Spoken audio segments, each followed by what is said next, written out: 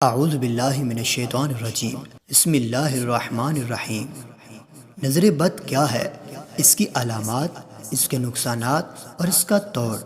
YouTube channel روحانی life for you کے معزز ناظرین، آج ہم بات کرنے والے ہیں نظر بد کے بارے میں۔ فرمان مصطفیٰ صلی اللہ علیہ وسلم کا مفہوم: نظر بد اتنی نقصان دہ ہے کہ یہ موٹے تازے پہلوان کو قبر میں اتار دیتی ہے۔ ناظرین، آپ اندازہ لگا سکتے ہیں کہ نظر بد انسان کے لیے کتنی نقصان دہ ثابت ہو سکتی ہے۔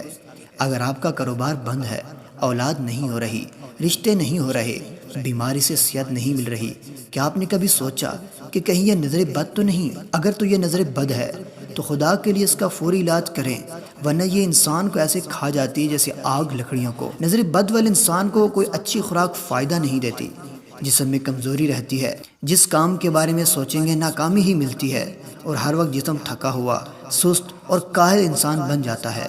اس کو ختم کرنے کے لیے شیخ طریقت امیر اہل سنت مولانا الیاس عطار قادری دامت برکاتہم العالیہ کا یہ روحانی وظیفہ جو قرآن پاک سے لیا گیا ہے، آپ فرماتے ہیں نظر بد والے انسان کو چاہیے کہ سورۃ الفلق اور سورۃ الناس پڑھ کر اپنے اوپر دم کرے، یا کوئی اور پڑھ کے اس کے اوپر دم کرے، انشاءاللہ نظر بد کی کاٹ ہو جائے گی۔